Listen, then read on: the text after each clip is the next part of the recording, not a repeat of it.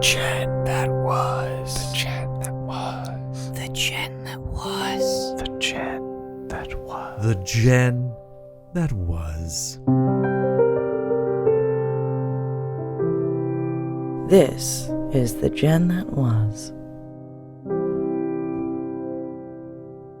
Hey everyone, for Gen That Was 2020, I wanted to do something a little bit different, just because we went through Game of the Year not all that long ago, and 2020 was really fresh in our minds, and so I didn't want to do the exact same format, and since this is the final episode, I wanted to make it stand out a little bit more, make it a little bit more special. So what I've decided to do is all 7 allies, I sat down with them for a cozy one-on-one interview where we talk about a game that they really liked and resonated with, just on a personal level in 2020. It's not, necessarily the best game or an objective measuring of it. It's a very subjective look at what the allies liked in 2020. So I hope you enjoy.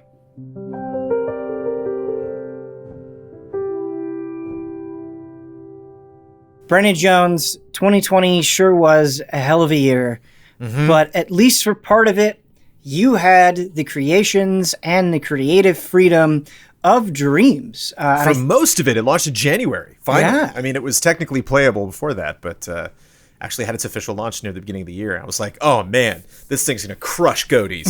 It just kind of, it was a weird thing to focus on. Yeah. There was a lot going on in that game.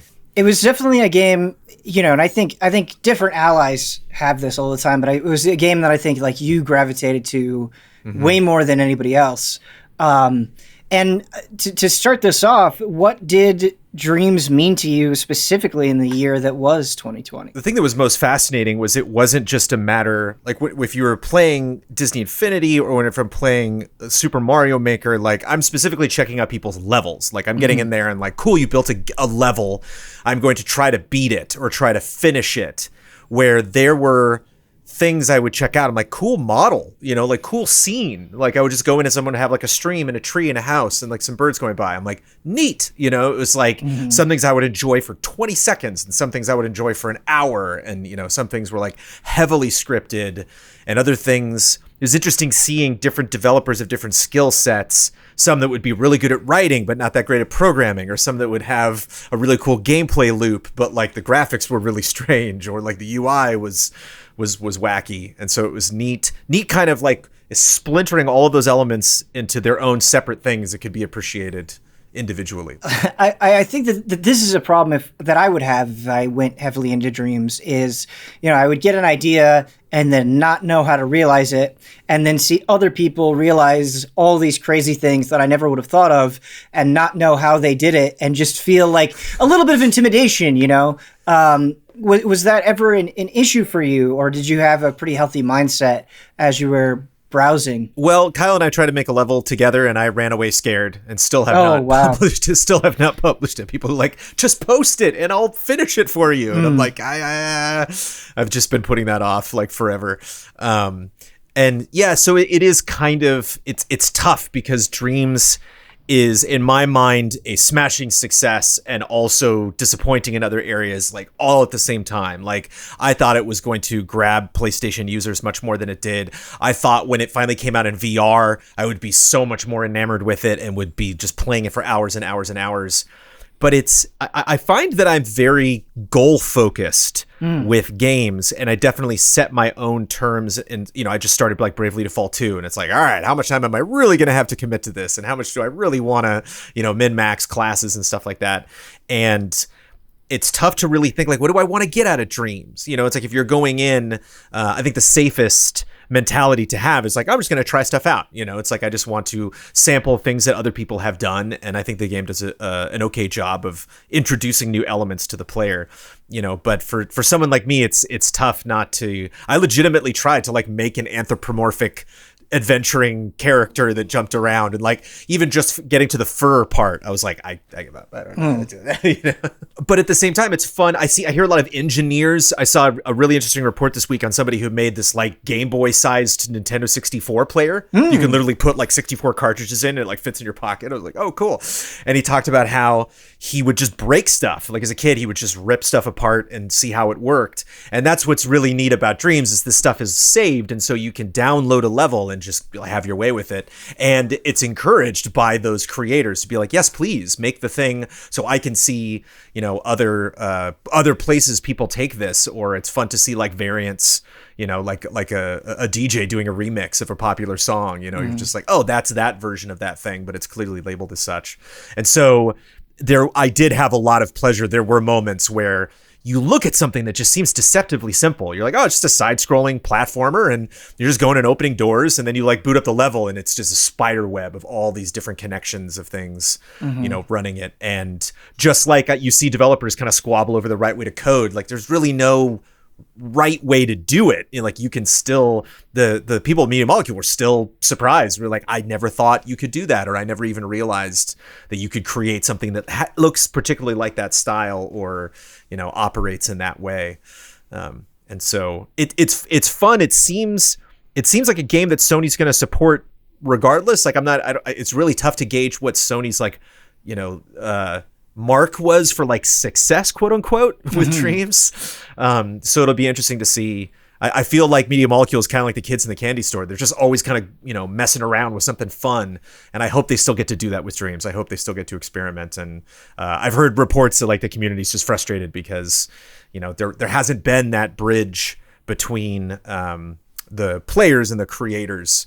And so the creators are kind of getting burnt out a little bit, but it's a monumental task that Media Molecule has taken on, and I commend them for that. It's just a tricky, if they're the ones to solve this mystery of how do you really bring these two communities together, it's them. So I wish them the best. Can you elaborate on that a little bit? What is the disconnect between the players and the creators, and why specifically do the creators feel burned? Is it like a lack of updates? Is that what you're talking about? Or it's the creators are trying other creatives' work, and that's like about it. You know, there's I see. There's not a massive community of people just constantly absorbing new. I gotcha. Because you know, there are a lot of people that are probably going to check out Dreams, and I'm sure it'll be like on PS Plus 1 month, or I'm sure when the new PSVR comes out, that'll be another kind of resurgence. But there's not a connection, so you have people coming in that are like, oh, I don't build stuff, but they're also not going to reach out to a creator and follow them, and then follow them via updates, and, you know, get there in the forums or get their email or something, and let them know. It's usually the creators that help other creators with that. And so whereas they're able to realize their work and make some absolutely phenomenal stuff, and every now and then you'll see some like lightning in a bottle where the Media Molecule will tweet something out, or something will become viral, you know, for a couple hours.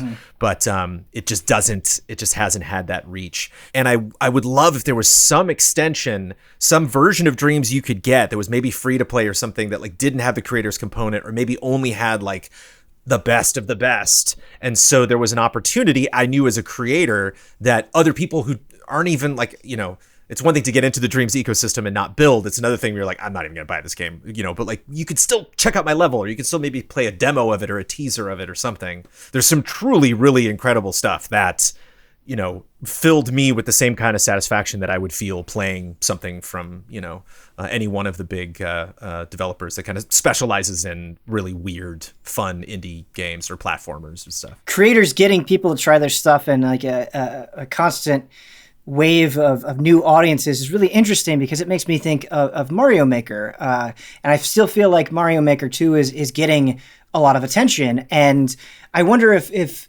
part of the reason that is if you want new Mario, like that, you know what Mario Maker is going to give you. Like, it's like, I'm going to get Mario levels, like on some level, like I understand this. And of course, one of the most impressive things about Dreams is just how malleable it is, and like going in and being like, I can't believe somebody made this type of experience in this thing. But I wonder if from like a player perspective that hurts it in the long term a little bit, where it's like, they're not coming back for more Mario necessarily. They don't know what they're getting into, and maybe that lack of knowledge is doesn't hurts it in the long term, if that makes sense. Sure, we're also being tested when you play Mario Maker. Like, no matter what, you're going to find a level that you're just not going to be able to finish and be like, how the heck did this even happen? And like, you'll get memes or get, viral stuff like that crazy fire spin video where the guy is just like, Spider-Manning around this level. And so there's kind of like this skill requirement that I think can make that game addictive, that can make that game, competitive almost, where like the people who invest a lot of time in it can feel themselves getting better at the game, where there really is the most satisfying draw to Dreams is just kind of like you're going to the circus. Right, it's just like, hey, I got a corn dog and I watched the juggler and then, okay, I'm good. Like, I'm not going to go back to the circus the next day. Like I'm good. That was fun. That was a weird thing. And it's a very challenging thing that they're trying to do, which again is why they just seem like the jolliest, happiest folks at Media Molecule, where they're just like, thanks for playing our game. Whereas like, I hope deep down they're not like shedding a tear, just like, why don't more people play this? Because it is such a bizarre game, in good and bad ways, like that. I wish it had more people, but at the same time, it is kind of like its own neat little jewel in the gaming industry. And it's such a cool thing to be exclusive to PlayStation and for Sony to invest in as much as they have. So, and I still really haven't dabbled in VR, because I remember I was talking to the devs and I realized, like, wait a minute, not only am I going to be able to build crazy things in VR, like in front of me, just like, I'm modeling this thing, I can maybe make the environment I'm doing that in. Like I can maybe make my office and then make my desk and sit at my desk and then build.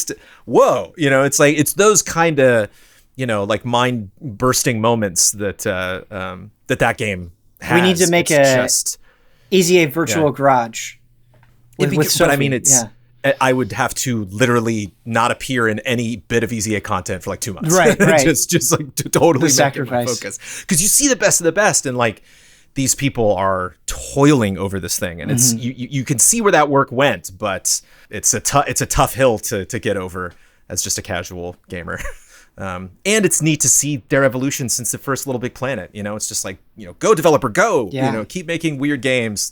I would never want them to be constrained by anything outside of like their own just completely wild imaginations. They're so sassy and British over there. They're so much fun. I love their narration for all their games. I have no idea what it is like working at Media Molecule, and of course it is not that simple, but when I think of the image of their games and just how jovial they are, like, I imagine walking into the office of Media Molecule and it's like, their stress is like, what do we bring into the world today? Like, it's just like so purely artistic and fanciful. I'm sure it's not, it's much more difficult than that, but that's what I have kind of in my head swimming around back there. But Brandon, very, very good talking about your joys and struggles with Dreams, and it'll be interesting to see, kind of as you were alluding to, how it evolves over time.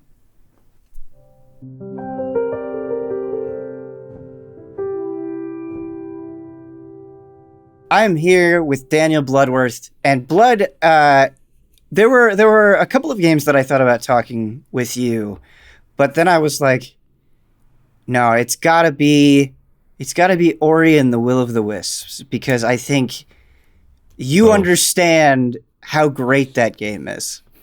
And the question that I'm starting off with everyone is, what did Ori, in the year 2020, what did Ori and the Will of the Wisps mean to you? Yeah, I mean, I guess in a way it's sort of meant surprise, and like I get in this sometimes where it's like, it's hard to communicate like what exactly is this game doing, that it's on the surface it feels like, there's just a million games that do this, right? But you get into it and everything about it feels so good, and you feel so connected to the characters and to the world, even though there's not a lot of spoken story, right? But it's just, you get into, I think really for me, a couple of the like key moments. One, when I was like just sort of first exploring after the introduction, and just like the music started to settle in, and like, man, I could just sit here and just kind of live in this world. Like, there was a sense that like everything was communicating being in a space rather than just being a background or setting a mood. And then the other like kind of big sort of turning point moment was when I did the water mill sequence, and you kind of go through like all of those kind of crazy chambers and things spinning around, and then the big chase scene at the end. And it's like, okay, this is really where things kind of turn up a notch, and you start having more abilities and all that kind of thing. Yeah. Ori is definitely one of those games, and it's funny because I also felt this with our game of the year, Half-Life Alyx. When we're discussing it, whether it's on Frame Trap or Deliberations, that like the method with which we're choosing to describe this game doesn't do justice to the full experience. Like, it's easy to say, oh, Ori is really gorgeous, or oh, it can be really emotional, or the music's great, or it feels really good, but it's a really rough approximation of what that game is, and it's something that you really want to get people to kind of like sit down and bask in. Like, I feel like just talking about it or writing words about it really doesn't convey to the audience what the real experience is like. Yeah, for sure. And just I think the feel of the game is a very important part of it. Absolutely. When you have a game that makes swimming feel good, you have something different on your hands. Yeah. Maybe this is just my own interpretation of it, and it's not that accurate, but I feel like when Ori comes up in discussions, it's one of those games, and you have those games every year where it's like, oh yeah, it's really good, and then you like people kind of move on. Like it's not the thing that gets the bulk of the attention, and I wonder why that is. And I fall victim of it as well. I mean, it wasn't the number one thing that I was fighting for by any means, but it's a game that whenever I think about it, I'm like, yeah, that was definitely one of the best games of the year. Like, why isn't this getting like a little bit more fanfare than it is? Yeah, I mean, I think there's something to be said, that kind of comes up a lot of the time. So not in every case, but a lot of the times the games that kind of get those Game of the Year attentions, Game of the Year nods are, I mean, games where you can basically look into somebody's face, like you have a very, relatable human element to that character. And I think sometimes that can resonate with people a lot more. That's a really interesting thought, Blood. Yeah, then a game that's, side-scrolling, smaller characters, text-based dialogue. It becomes more of an uphill battle, I think, for those games. That brings me back to like the GameCube days where there was like discussion of like Wind Waker being lesser because it was like a more cartoony style, or that it was more kiddie, or that it wasn't as serious. I wonder if like on some sort of like large subconscious level, we still feel that way. What you were saying, like getting in somebody's face and having like those very grounded human stories. I do think that does tend to win awards in a way that more fanciful, for lack of a better word, games maybe don't get the biggest awards, I suppose. Yeah. Because it's weird, right? Because again, we talk about things like how something pulls at you emotionally, and like Ori does that. There are points in that game where you really feel kind of wrecked.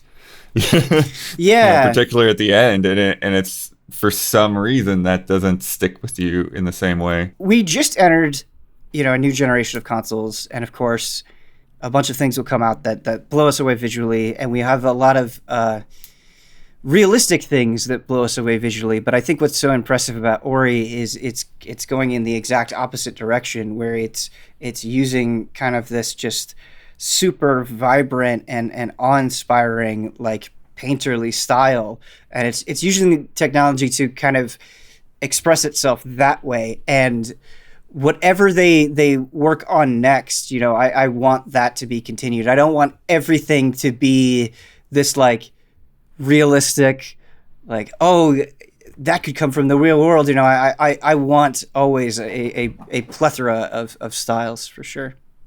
Yeah, absolutely. And I think that's where their strength is, right? Like, I don't know, if they made a sort of realistic looking game, I don't even know what that would look like, right? So like, even if they did, again, go into like an urban setting, like it would be really interesting to see what their interpretation of that would be, buildings that are not necessarily straight lines, right. Kind of, have that more impressionistic sense of things. Let's say, hypothetically, that there was a new Ori game, but it wasn't this sort of Metroidvania style that they've done for the first two games. Let's say it was a strategy game or a visual novel. I mean, whatever, whatever crazy thing you want to come up with. Do you think you would be just as interested in that, or do you think kind of the structure of Ori is essential to its identity?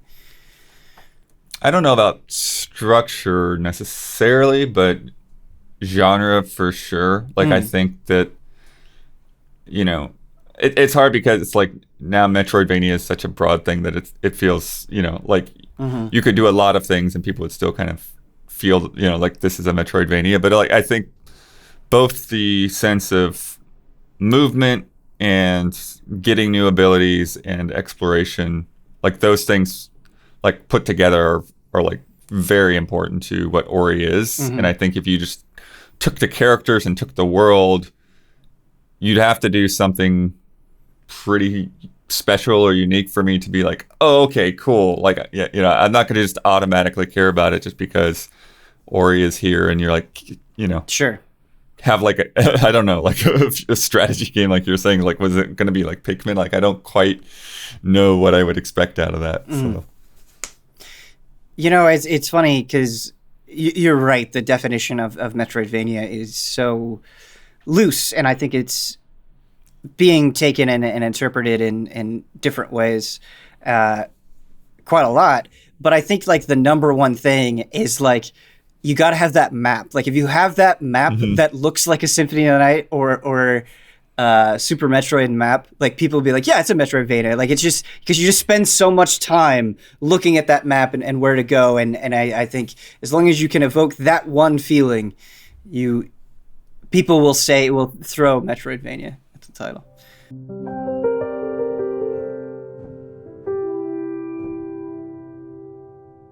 This is gonna be hard for us to talk about. This is gonna be a difficult topic. We're gonna be talking about Animal Crossing, New Horizons, and honestly, part of the reason why I wanted to do Gen That Was 2020 this way, these one-on-one interviews, is because, like you brought up during our Game of the Year deliberations, like Animal Crossing can be such a personal game, and it can work for you in a different way than a lot of other video games. And so to kind of open up this segment, what did New Horizons mean to you in 2020? Oh man, yeah. I mean, it's funny because I'd only ever played Pocket Camp, right? And so I expected it to be cute and whatever, and I didn't expect to like dive in nearly as much as I did. But my girlfriend and I would play it a lot together. And so it was just, and especially because we couldn't, like, for the first couple of months of quarantine, like, we weren't seeing each other and stuff because we didn't know the rules and whatever. And so, like, it just became, like, a way to be with people when you couldn't be with people. And then, like, now my sister has it, so, like, I can visit their island and stuff. And it just became, like, that socially, which was really nice. And it didn't hurt that it's like cute and fun and really, really satisfying to build your island and everything. I really liked it more than I thought I would. Yeah, when the world is out of control, it's nice to just like literally have an island getaway. And that for better or worse, like, there's a lot of quality of life stuff that I would change, but it does definitely force you to take things slow. Yeah, yeah, definitely. Which sometimes is good. Yeah, I think that the part where I was definitely most enchanted with New Horizons was at the beginning, and you like we're unlocking things and building things out. Like it was just constantly exciting. But something about New Horizons, because it's the number one game my wife has played in 2020 as well. And something that I've noticed, like there's so many games where you can create a character, right? And you can express yourself that way. And it's like, oh, you might use this weapon over this other weapon, but it's like basically the same experience. With New Horizons, like when you go to somebody else's island or you go inside their home, you're like, oh, like this is how you feel about this game. Like this is what's important to you. Like it just completely changes the way the entire game feels. Like because you get so used to your island and how things work and where everything is, that it's like disorienting kind of in a cool way, I think, when you visit other spaces. It is very much that. And like, I find that when I go to someone's island and they've made it like a horror island or or like Sophia made this whole interactive game and it Jurassic Park themed or whatever. And it's like, wow, that is like so different from the thing I'm trying to do in this game, you know, but it's like awesome that you can also do that. Right. Like it's not something I would do, but it's like really just great. 'Cause like I'm just about making like a cozy little place to hang out, you know? Yeah. It's great. Yeah, it's wild. Yeah, I definitely felt like the expression of myself at its peak when I was like, I'm just going to make a room with Godzilla in it and just horror shit and KK Metal playing. And it's like, it's not even like a good room. Like, I don't think anybody would go to it and it's like, oh, you designed this really well. But it's like, it is a reflection of my soul. Like, you know, you get that satisfaction from it as well. Mine turned out to be pretty sentimental. Like I themed it after a garden in Hawaii that was like a thing my family would go to a lot, you know? So it's like, it became this whole like thing. I'm afraid of this game in a weird way because it's so sentimental and emotional to me that like, I feel like I'm always like one or two big emotional things away from just like having a breakdown and being like destroyed by this game, because like, I mean, the way the animals miss you when you're gone, you know, it's like bad enough, but yeah. The one, because, you know, people always talk about, and rightfully so, when you like haven't played in a while and then you come back and then all the villagers are like, hey, where were you? And how guilty that can make you feel. The thing that got me is when the villagers like just randomly send you stuff in the mail and they're like, and you're like, oh man, I don't write letters to you. You know, like you feel like you're not upholding your end of the friendship with these virtual creatures. 'Cause they're just so dear. Yeah. Like they just love you. Yeah. And like, yeah, you feel like, and it's like emotionally taxing in a way. It's like, it's a stress kind of like, I feel like I'm beholden to these little beasts. Yeah. Yeah, absolutely. I mean, I'm not trying to make this segment all sad or whatever, but I wish Nintendo had an option to turn off getting letters from your mom though. Sure. Yeah. 'Cause for me, that's a little weird. Yeah. Yeah. But whatever. That. But they just added a bunch of Mario stuff in New Horizons, and I love it. Like, this is exactly the kind of thing where it's like, oh man, I can't wait to like log in and order like my 5 things from the catalog, and make my room and all of that stuff. And I love those sorts of exciting updates. And Festival, we talked about that. Oh my God, that was Festival. really good. Festival was hilarious. I loved it. Oh man, the dancing. Pave is amazing. Yeah. Yeah, dude. The holidays are, I mean, like some of them we're nearing a year of this game, and like the dreaded horrible Easter event. I wonder if they're going to tweak it this year, because last time it was bad. Speaking of events that we would like to see, right? We talked about Festival. We talked about the Mario stuff that you can purchase in the game with bells. Not, I don't want to give the wrong impression. Not with real money. It's not like a microtransaction thing. You pay for this game in time. Yes. Yes, time and guilt. Time and emotional. Yeah. Is there anything moving forward that you would really like to see? Not I guess in terms of quality of life stuff, but just in terms of like events or themes or anything like that. Oh man, I mean, yeah, quality of life number one, but because of my lack of experience with these games, right? Like everything is new and it is a surprise to me. Sure. Like I don't know if Festival was around before. Like, so I I'm think kind of I ever did Festival, so I don't know. okay. I'm kind of just thrilled by like all the stuff that they're putting in. Like 4th of July and New Year's Eve specifically were like really special. Like New Year's Eve was just incredible, and especially during this kind of year where like I wasn't at a party, you know. I was sitting at home and I saw the countdown in Animal Crossing, you know, and like that probably won't happen again, Right. like next year. So that kind of stuff is really nice. I just really like when they do stuff with lighting at night in this game because I just think it looks really pretty. So anything that involves that.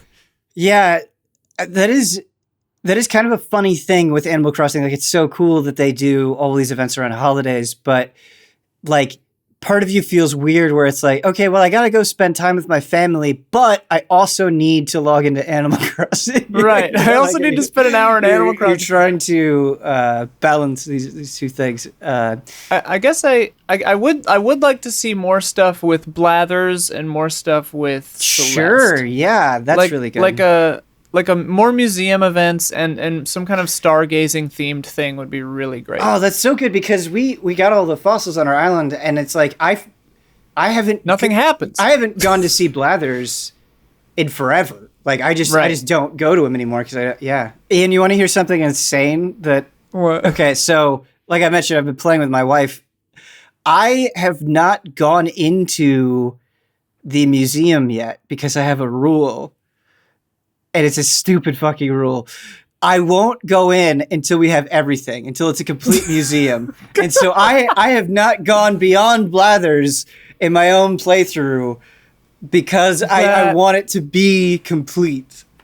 That is very funny to me. Yeah. And my wife has, and she... Yeah. Because it's funny, she was like showing some screenshots, and she had some screenshots of inside the museum, and I was like, no, don't. Yeah, you were like, oh God. Yeah. Well, I'll tell you, the museum is lovely. Sometimes I believe just it. sit and look at the fish.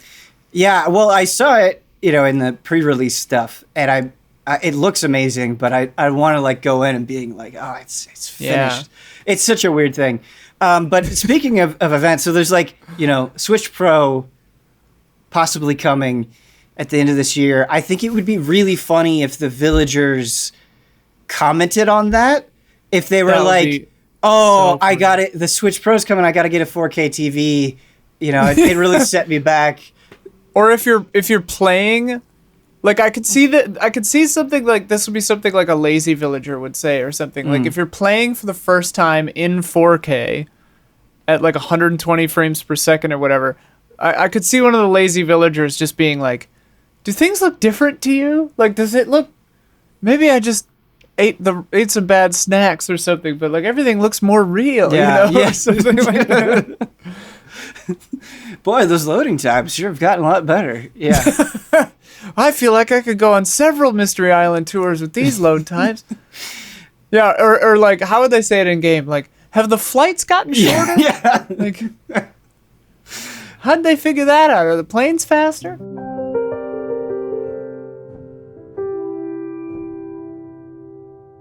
Brad, we're looking back at the year 2020, and of course there was only one game that I could talk about with you.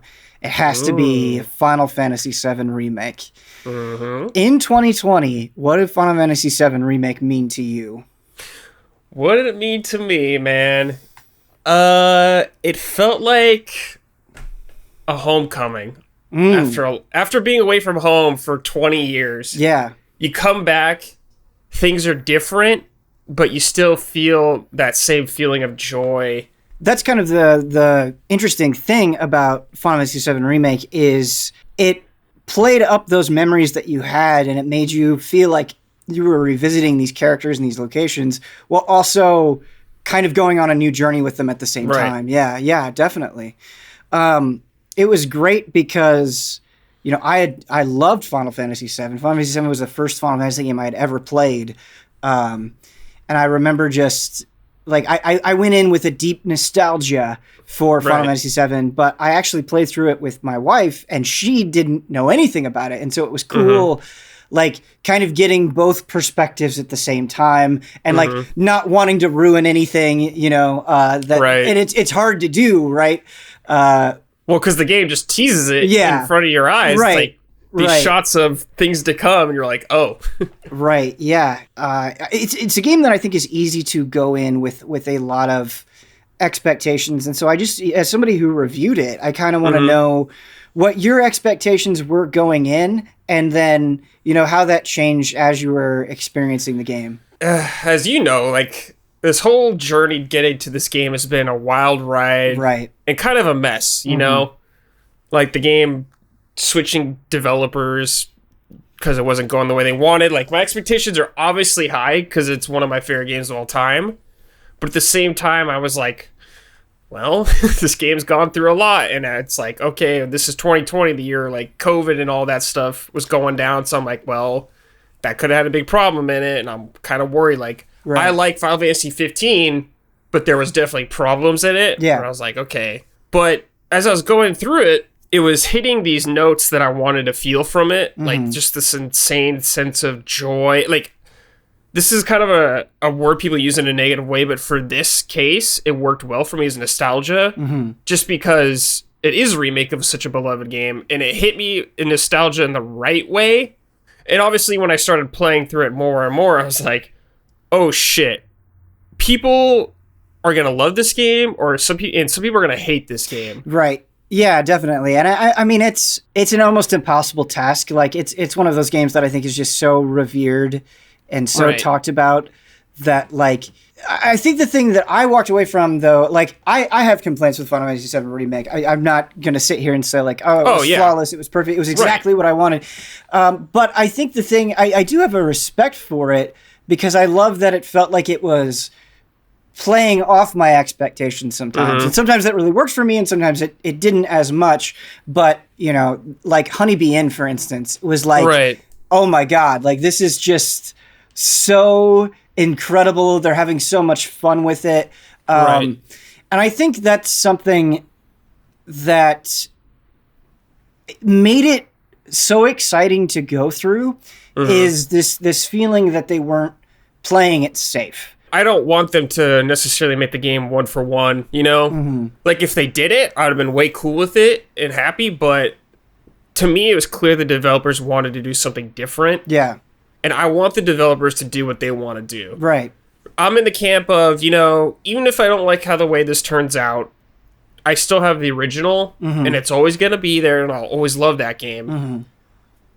But when I put, like, I'm sure you remember where we heard a long time ago, this game's going to be multiple parts. Right. And it's like, hey, the first game's going to be only in Midgar. It's like, that sounds so bad when you, like, think about it. Right. Like, that is such, like, a weird thing to do.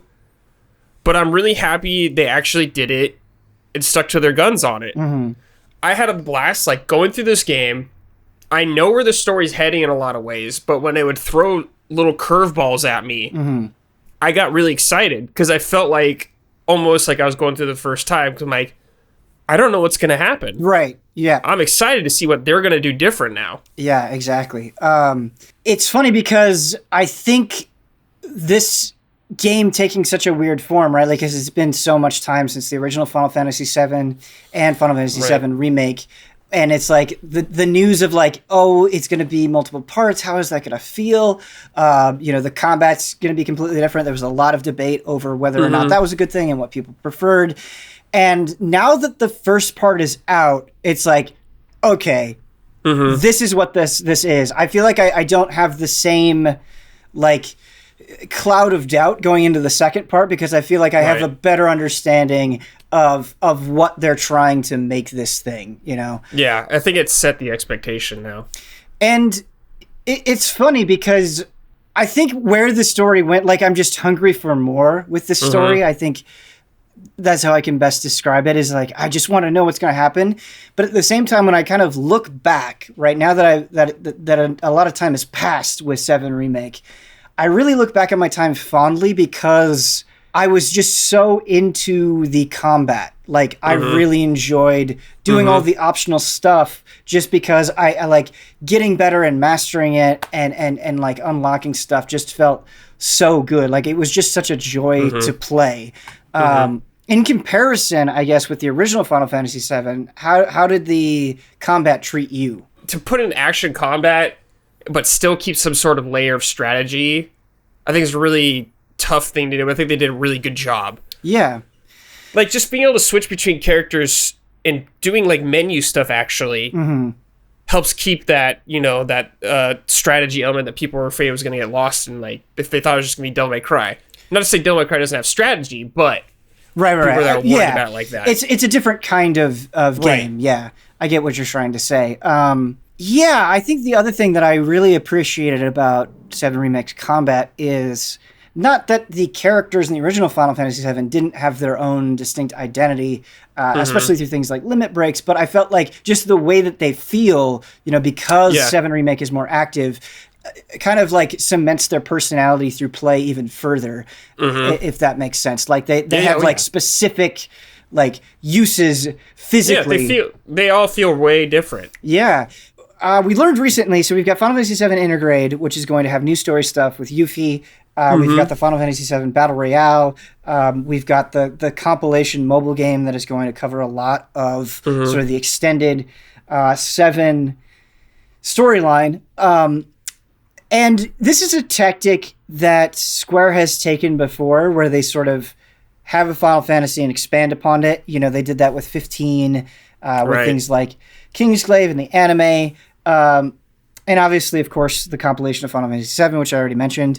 Do you have any worry that, like, different parts of Final Fantasy VII Remake are going to be too, I guess, spread out over too many different things, especially considering since the remake itself is over multiple parts? So, I think the remake story that they're doing with the remake games, like Final Fantasy VII Remake, will be its own thing. Remake 1, Part 2, Part 3, whatever, how many parts like that, you will be able to play those 3 games and be A-okay. But the extra stuff that they're doing is more so... It's like... It's hard to say this without spoilers, but I'll just say it, not spoilery, I guess, the most I can, but it's that will tie in more to the original Final Fantasy VII. It seems like that's what they're doing right now. So, like, the compilation Final Fantasy VII, like Dirge of Cerberus, all that stuff, that ties into the original Final Fantasy VII. I think Final Fantasy VII Remake is going to be its own kind of entity. Gotcha. Cool. Brad, it's like it's a good time to be a Final Fantasy fan. It's funny because like I feel like a lot of the conversations that I'm having with different allies about different games, I could say that it's a good time to be a fan of like X number of games. You know, it's just like it's crazy that we have all this stuff coming out. It's generally pretty high quality, and we're getting more Final Fantasy VII on top of a brand new Final Fantasy, on top of 14 being added on. It's just like I don't know. It makes me happy. It feels like kind of like. Almost the glory. It kind of reminds me of the glory days, like when I think of SquareSoft and stuff like that. Yeah. And I think a lot is because the PS3 360 era was so weird, for a lot of like Japanese games. So it seems like they're kind of coming back in full swing now. So yes, it's an awesome time. Yeah, in a way, it just seems like, in a general sense, I think developers. Especially of like outside of like the biggest AAA stuff, seem to be maybe a little bit more in tune with their audience and what their audience wants and where they want them to go. You know, you obviously can't please everybody, right? Like I'm sure that there are plenty of people that are very unhappy with how certain things are going with something that they love. But I think in a very broad scale, I think people are generally being served a little bit better with things. Then, of course, you have, like, Avengers, but... Right. Like, not everything There's bound to be some missteps, but Right. But it's like you're getting served... Like, the Avengers part may not be great for you, but you're doing great with, like, Spider-Man, other Marvel stuff. Right, exactly. It's not all bad news. Yeah, I think that's a really good point, Brad. Brad, thank you so much. Always good talking about Final Fantasy VII with you, man.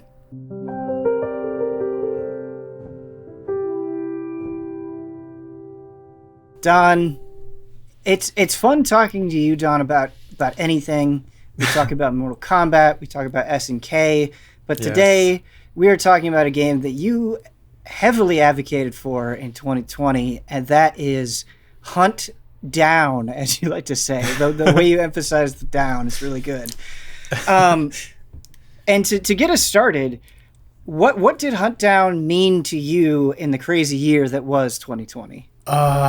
Yeah, it was an all-consuming escape, I guess you could call it. I mean, that's really what the number one... There's so many things about the game that are special to me, but the number one thing was just how engrossing the world of story was, how complete and connected it was, how easy it was for me to basically just get lost in it, to the point of, you know, the only thing I compare it to is when you see a movie where the art design, the atmosphere, everything about it is just so engaging, or a book, any piece of fiction that just grabs you in that way, where you can really just release all, you know, outside thought and just believe in the world you're in and get lost in it. I mean, that's really what it was. It came together so much for me in that way. I really love what you're saying, Don. And that feeling, that being that captivated, I think it's a feeling that, like, all of us, you know, yearn for and seek out. But it's a hard thing, I think, for any piece of media to do effectively. So what is it that you think about Hunt Down specifically? How did you lose yourself in it? What did the game do to kind of get you to that point? Yeah, I guess it was just a combination of things, elements, and then how well they all work together. I mean, the setting itself, this gritty post-apocalyptic world, this kind of noirish a little bit world, this 80s cheese, you know, there's like some 80s big action spectacle movie kind of style mixed into it, but it was just a world that was really fun to get lost in, because the setting was just enjoyable to play around in. It was something, usually I'm not crazy about a post-apocalyptic setting, but this one, because it had, I think, such a tongue-in-cheek aspect to it, it was just a lot of fun. You know, it didn't have that darkness, it didn't have like a depressing aspect to it. It was like it felt like, you know, a comic book sort of there was a funness to it, and so it never got too grim or serious. And then just the way, I mean, the music was just unbelievably wonderful, every single bit of it, and that really helped to, like, you know, just break down that wall and just let you allow yourself to be consumed in it. And then I just think the overall balance of the gameplay in a lot of ways worked so well that there was never really any aspect of the game that, like, kicked you out of it at any moment and being like, oh yeah, I'm playing a game, I got to deal with this one little frustrating aspect. Suddenly it was like, that never really happened, because just everything about the gameplay was really well balanced, I think, you know. I feel like with a lot of games that have a pixel style, a lot of these games are throwbacks, a lot of these games are meant to be evocative of things that you might be super nostalgic for. Let's say you're somebody that doesn't have that knowledge base, or, you know, hasn't played a lot of Metal Slug or Contra. Do you think that this game is approachable for them? I think it is, because, I mean, that's the thing really, is most of the references in this movie and everything is like just before my time. Like the 80s weren't really something, you know, and all that big action, cheesy, you know, big action star stuff was like just slightly before. So it wasn't stuff that I was like necessarily having nostalgia for from my direct past, but I was aware of all of it, obviously. Like I had seen, you know, most of the movies they're referencing, obviously, and stuff like that. I'm aware of what that like genre of film represented that they're kind of playing with and stuff like that. And yeah, from what I know, it's just as accessible. I mean, and a lot of it comes down to just like what you said, the mechanics of the game being so fun, being so enjoyable, the balance of it.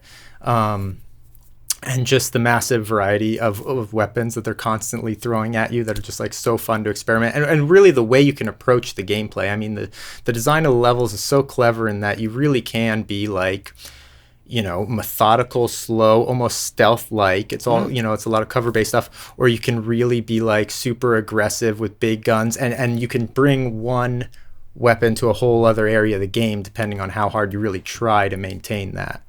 So I just think it gives you a lot of different ways to approach it. And for that and overall, I mean, it'd be when something is just quality, like, you know, when there's just a quality to the art, when there's a quality to the music, it's like, oh, even if you don't have a direct reference to where that came from, right. I think someone can enjoy it. So I think it's super accessible for anyone. It doesn't use that stuff as a crutch, but rather just this pure inspiration to make its own great thing.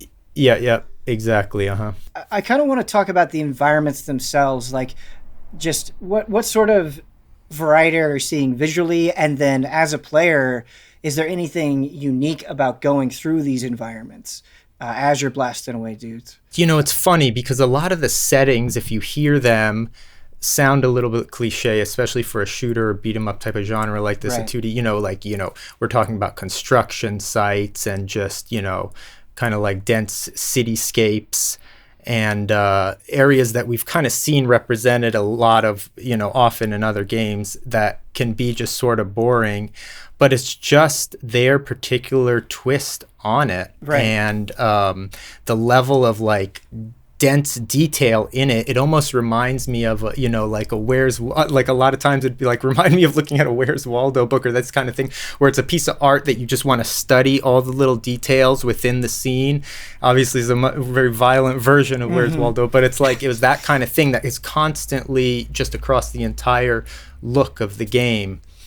And so I think that is why it's just so enjoyable to really study how it looks. There's a lot of destructible elements to the environments, which is really fun. There's a lot of like vehicles that'll suddenly come out of nowhere, or big you know, opponents that'll come out of nowhere, or a way you interact foreground, background in really clever ways with opponents.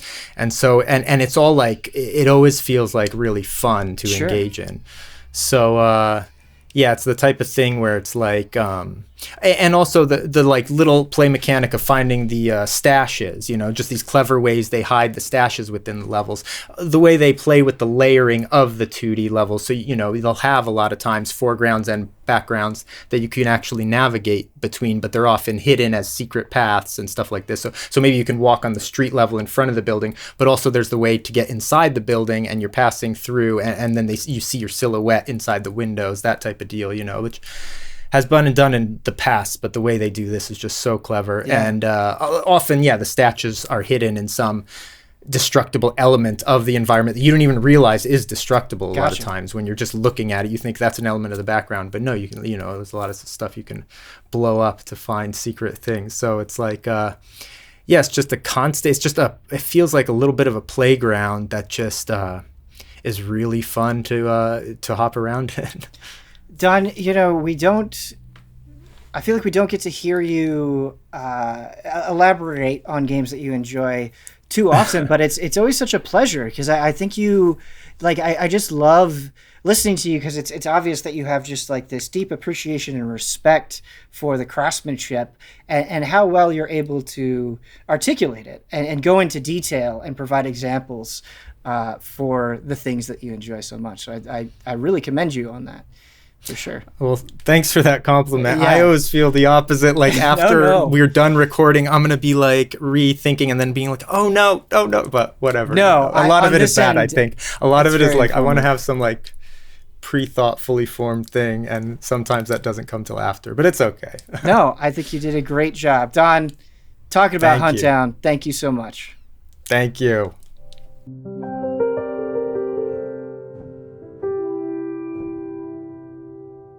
Hey everyone, I am here with Michael Damiani. And Damiani, so I'm doing this thing where I'm interviewing all the allies one-on-one, and I actually had the hardest time nailing down what 2020 game I wanted to talk with you about, and I went through several options, but I landed on Hyrule Warriors Age of Calamity.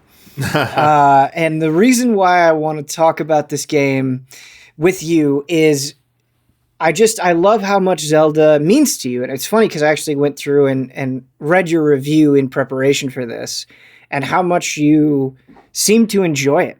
You seem to get quite a bit out of it. It sounded like, at least from the tone of the review, that it surprised you in some way. And the question that I want to start out with, what I'm asking everybody, is what did this game mean to you in 2020? It was nice to get in a year where it became apparent very early on that the sequel to Breath of the Wild was very likely not going to hit that year, despite all that like optimism at the beginning of the year, where it's like, all right, Breath of the Wild 2.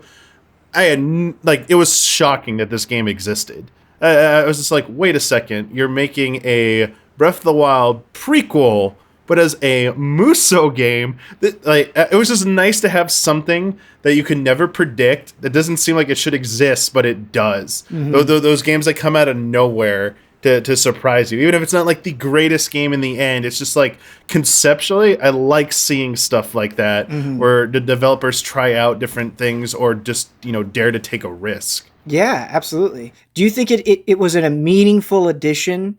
So I will say that yes, if not only for the narrative contribution, whether or not, I think it comes down to personal taste, obviously, whether you like the story or not. However, one thing I feel it made a great case for Age of Calamity is narrative cutscene work in a Zelda game, more traditional style storytelling. And I found it very interesting and engaging, and I liked having a cast of characters around Link. I don't feel like I need to have a Zelda game feel so isolationist. It obviously, yes, that was Breath of the Wild did deliver that, but at the same time, you can have something that's a little bit more involved. And even though it wasn't a proper Zelda game, I still really appreciated seeing a sort of serious attempt at a strong focus on narrative in a Zelda-themed game. Sure. Something interesting that you talked about in the Age of Calamity review that I feel like really bounces off of what you're saying here is that Link was kind of a weakness in this game from a storytelling perspective, where you get to see all these other characters and their personalities get to be pretty well expressed, but Link being silent works kind of against that. You don't really get to understand what he's thinking and feeling as all of this is going on. Like in Breath of the Wild 2, do you want to see Link speak if they do another spin-off? Like, do you think that is going to be an important step going forward? Because all of this stuff just kind of feels like it's happening around him, that he really, by not really getting inside of his head, you don't get the same insight that you do as with like Zelda, for instance. If they're going to keep it pretty much the same style as the original game, they'll probably be fine, because they use those tricks where they have Zelda or other characters react or continue their conversation as if Link had said something, and they work in what that feedback was into their sentence. So it's almost like, I'm going to repeat the question in my answer here, so you know what Link was saying. That type of trick, and they kind of built a little bit of a narrative around it. How Zelda said at first Link was shy, but he's very thoughtful and private, and especially when like reading his writing and stuff. If they want to go in a more story-heavy direction, though, if it's going to be more like Age of Calamity, I don't think that's going to work. I don't think any of the mechanisms they tried to employ before are going to work as well. And I would like to see them try it, giving Link a distinct personality. They've done facial expressions. He's clearly reacted to situations before in past games where you could tell what Link is feeling through that type of expression. It's just, I would like to see them try, just because it's one of the biggest iconic characters I can think of who has some of the most least defined personality traits about them, other than they're courageous, they're heroic, stuff like that. Well, and it's funny because you always hear with silent protagonists that you're supposed to just easily identify with them and kind of insert yourself into their place. And I think that you talked about Zelda games being very isolationist. And in Breath of the Wild, that's totally the case. I mean, you spend a lot of that game alone, just kind of charting uncharted territory, not knowing what you're going to find. But in Age of Calamity, it makes a lot less sense, because you're going into these very constrained, very limited, very linear battles for a specific story reason. And it's still taking the same storytelling approach with this main character that doesn't work quite as well because it is more of an ensemble. So we've actually had 2 major Zelda Musou spin-offs, Hyrule Warriors and all of its DLC, Age of Calamity, and then we're also getting DLC for that down the line. Do you want more Zelda Musou? And if so, what would you like to see going forward? Like, how would you like to see this idea evolve? Yeah, I don't know. I personally don't know if we're going to get any more. In fact, I think the developers have commented that they really don't see this becoming a series. It was kind of a special thing. Mm-hmm. I feel the nature of a large-scale battle is what lends itself to this. So the premise for this game worked pretty well because they could do take some liberties with this. I think there's 1 or 2 other time periods that might work. There's like a big war, a big civil war that preceded Ocarina of Time's the opening of Ocarina of Time. You could do that because it's all the different tribes, all the different races were fighting against each other. So you could do something like that. You can do like the Seal, aka the Imprisoning War, something like that from A Link to the Past's backstory. But otherwise, I think this is good because the first Hyrule Warriors, was kind of a celebration. Yeah. It was fan service. It was goofy. It kind of poked fun at some of the tropes. It was just nice and lighthearted. Mm-hmm. This one tried to present itself as we want to appear as much like a Zelda game, even though we're not a Zelda game. And in fact, specifically a Breath of the Wild game. And I applaud them for that because that's what I'm more interested in seeing, actually, Ben. Sorry, it's not Zelda necessarily. Okay. It's okay. I would like to see the Koei Tecmo team the Musou team be able to work on collaborations where they make Musou games in the style of other games so they feel believable entries in that series. All the way down to like once it gets to gameplay, okay, it's obviously a Musou, but even the little quirks they do in the combat, like mimicking exact moves, having even elements of puzzles in like Age of Calamity. I would really like that team to get another crack in another franchise because I think whatever you want to call it, like suspend disbelief Musou, whatever it is, it's like we want you to think this is a game from this series, even though it's a Musou. I'd like to see more of that. It would be nice if they were maybe given a little bit more of a leash, where it's like, because it's cool how they incorporate the mechanics in Age of Calamity from Breath of the Wild, but after playing Persona 5 Strikers, it's like, oh, you could even go like way farther. Like, what if the environments were way more open? What if you actually had like way more freedom, or like weapon durability was a big deal, or more exploration, or like really any exploration at all? I think that sort of stuff would be kind of neat, like almost like a Breath of the Wild 1.5 or something. Yeah, you could see where the cracks were though in the foundation, because while they tried to make it look as much like Breath of the Wild's world, from a performance standpoint, you could start to see where they expanded anything beyond this type of combat style, like fast-paced action, crossing these areas really fast when you're like dashing. I was like, ooh, I don't know what the Switch can handle. Right, yeah, that's a good point. I'd love to see that, and like there definitely is room for more exploration because I think the most you get is the hitting Koroks. Right. Scenes. Well, Damiani, thank you so much. It's always truly like a privilege getting to talk to you about Zelda, and it was an opportunity I couldn't pass up, talking about this weird Zelda Musou thing, which like is still kind of fascinating that it exists when you really sit down and think about it. Yeah, thanks for having me.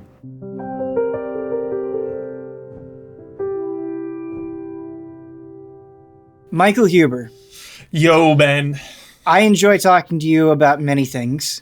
Yes, one of my favorite likewise. things to talk with you about is of course Resident Evil. Yes. And in the year 2020, we got Resident Evil 3 Remake, a game that I actually played through for the very first time, all the way through with you on a Game Trailer stream. Very fun stream. Yeah, the original. Yep. Spiders. But what did 3 Remake mean to you?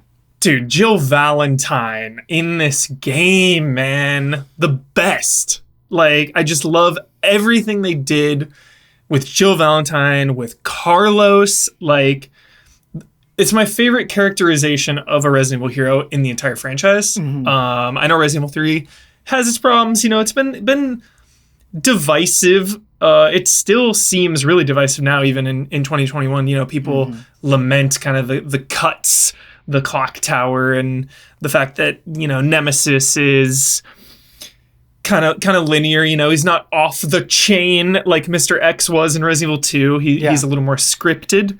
But just Jill Valentine, man, like my favorite hero, just the best. Are you wearing a Jill Valentine shirt right this very second? Yes, it was fate. It was fated.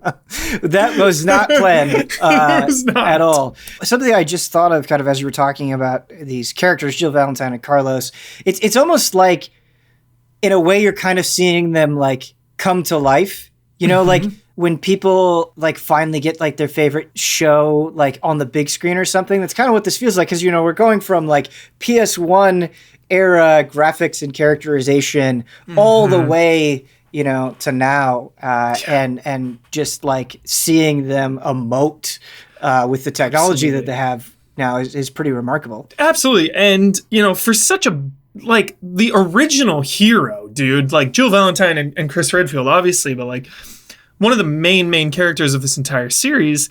And she just felt like in the background for so long, for so many years. Yeah, she starred in Revelations 1, but it was still a spinoff. And she's featured heavily in Resident Evil 5, but she didn't have the spotlight, you know? So it was just so nice to go back to this legendary time in this series, you know, Raccoon City incident. Yeah. And just follow her and be able to spend time with Jill. I don't have a good way of articulating this, but I'm going to try my best.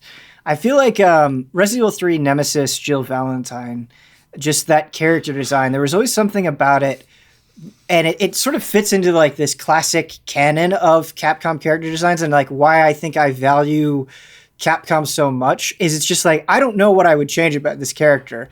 Like I love just looking at a character and being like, I want to play as them because they look so badass. Like, and that kind of comes across in 3 Remake, where, you know, obviously you have this like calamitous situation happening, but Jill's personality, you're like, yeah, she's got this. Like, she seems so capable in this situation, and I really appreciate that. She's a professional. Yeah. Like, she's a professional regardless of the situation because of her training and stars and everything. But then, like, this outbreak, it's like, yo, she's been here, dude. Spencer Mansion survivor. Right. Love the game, you know. Obviously, I could pick it apart, and there's things I want more of in it. And at the time, some of the things that I might have excused personally, you know, I thought maybe there'd be DLC, Ben, and there never was. I always thought like there was gonna be more to Resident Evil 3. Like, oh, we're just getting started. And like they put a lot of time into Resistance, I know, unfortunately, but I always kind of expected more, and we never got that. You know, so I love Resident Evil 3, and like I was saying, Jill, but I definitely could have used a little more Raccoon City. Yeah. If I think about it now. Right. And we've talked about it plenty, but, you know, Resident Evil 2 Remake, I feel like was really bolstered by its post-game content and its DLC. And with Resistance, boy, I had like a very sharp up and down with Resistance, where I was like, this is a cool idea. I'm glad this is here, to I never want to play this again. Like, I've had my fill and I'm good. And I'm sure the drop off wasn't quite as severe for you, but like even now, I don't have a strong desire to return to Resistance. No, it was definitely a moment. You know, I think that moment has passed. The idea was cool for a bit. I really liked playing as William Birkin, Ben. Right. Like swinging that pipe and just crushing someone's head. Right. Like Resistance gave me the ability to do that. So I'm grateful for that. Yeah. But at the expense maybe of Resident Evil 3 Nemesis post-game content. Right. We have so much happening. We had RE3 Remake in 2020. We have Village coming down. We've got Netflix stuff happening. Like, should Resident Evil slow down at all, or are you pretty comfortable with the pace that it's going? Or, and I guess along with that, more specifically, should remakes of old Resident Evil games slow down? I say keep up the pace until the train derails Resident Evil 6 style. Okay. You know? That's a pretty big derail. The train might derail, but like I'm so confident that Capcom can get it back on track. You know, you go down these paths and you push it all the way it can go. Maybe you keep doing remakes until you run out, or you make another they keep trying things and some work and some don't, but at the end of the day, like, I'm so confident in their ability to try new things and get it back on track. That's a really good point. They have been going at a very quick pace. And that pace, I think, has kind of lessened some of the blows. Like, you mentioned there being divisiveness with Resident Evil 3 Remake or maybe some disappointment with Resistance, but like, it's almost like, well, who cares? Like, Village is in a couple of months, you know? Yeah, and we had 2 before that. Right. Yeah. Sorry, my cat is jumping on my computer. Nice. So it definitely, you know, this is a territory we've covered plenty before, where Capcom sort of feels like they have their X factor back. Yeah. Does that worry you at all for Resident Evil 8? You know, where like the hype is just so high that like maybe we're getting at a point where they just keep knocking out of the park so much that we're sort of bound for disappointment on some level? I'm not worried for this one, Ben. Okay. This one feels magical. This one feels special. It feels right. We got Chris Redfield coming back. Like, all the stars have aligned, Ben, because we've had these remakes to show us the past, and Chris Redfield's coming back, and it's the 25th anniversary year. Like, it just feels like the perfect storm, this perfect moment of like Resident Evil's future and past all kind of colliding into this time, into this moment. Gotcha. I have such high hopes and no worries for Village. That being said, like, I don't know, are you like this with your favorite franchises, Ben? Somehow I go into every Resident Evil with the same expectations of like maximum hype, but also like slightly cautious, but also not cautious at all because I want to drown in the hype. It's very weird. Like, I have all the hype, but like none of the fear, but I'm still level-headed. Like, oh, it could still be good or bad. Who knows? I don't know. It's just weird. Yeah, it's interesting because I think just with the way that everything works now, right, and you get so many voices and so many opinions, I think a lot of my like tolerance for a franchise is in part dictated by the fan base that surrounds it in a way. But I also think it's like kind of this perfect combination of stuff for me with Resident Evil where, you know, the atmosphere at its best is untouchable. The gameplay mechanics at their best are untouchable. You know, the story can be really engaging, and I'm really attached to the characters. So it kind of has everything that I'm looking for in a video game, and it's never like overly long, right? And they're so replayable. Like I can't think of a point in recent memory where I was like, oh, I want to play a Resident Evil game, and like, oh, I'm over that. You know, like, oh yeah, like I'm ready to go. Like, I'm ready to jump in. So I think that has a lot to do with it for me. But my last question that I have for you, and I think this one's kind of tough. I don't know if I would be able to immediately answer it. What is the one thing right now, right this very second in 2021, that Resident Evil isn't doing that you wish it would? I will say this. This is what I've wanted. This is kind of... You can make me give another answer, but this is the one that came to mind. Okay. Their back catalog. Make it readily available. Yeah. Maybe that's still to come with the 21st anniversary rapidly approaching, but the original trilogy, original 1, 2, and 3, make those available. Let people experience the past, you know, the origins. So I would just love that, you know, because they did such a great job of getting all the games on last generation. Like PS4, you can play all of them minus the original versions of 1, 2, and 3. Right. You can play the remakes, but not original 1, 2, and 3. Right. Yeah, so absolutely. I would love that. These are just incredibly important games that like history. Like it's amazing how much has sort of taken from or been directly inspired by Resident Evil. That like when you think of, if you were to like just quickly come up with 100 games, it's like, okay, we got to save these. You know, I definitely think the original Resident Evil games are in that batch for sure. Yes, 100%. Also, to add on to that answer, Mercenaries mode and Outbreak. We Yeah. keep getting these weird online spin-offs. We keep getting these weird resistance and reverses. Dude, everyone Just a- wants more Outbreak, man. It's crazy. And Yeah, like, rightfully so. Rightfully so. And Ben, that would alleviate some of my longing for Raccoon City, because if you did it in RE Engine and you just had it overlap remake 2 and 3, Yeah. you know, maybe have Marvin's storylines, have all these storylines that can kind of tie into those remakes, I think it would just be beautiful and brilliant.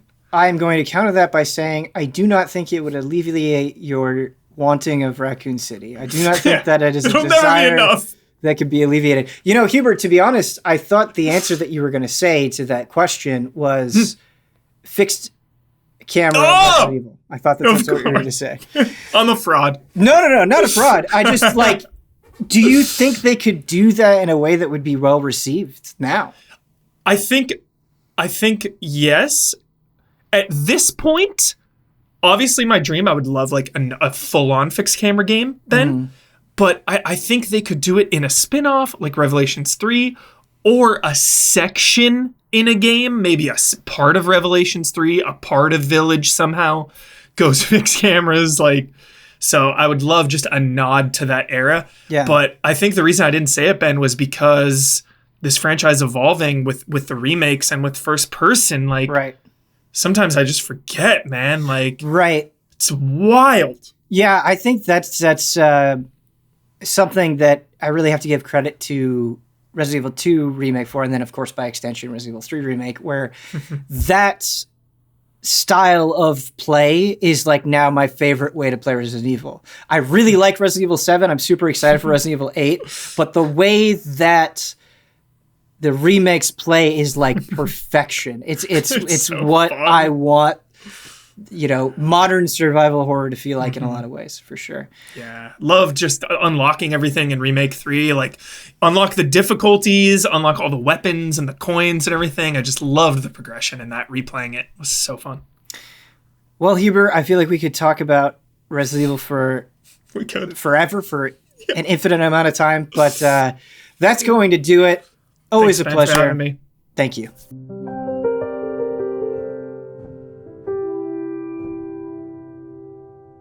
And that is going to do it for the gen that was. It was really fun working on this series and seeing you guys, you know, respond to each episode and just.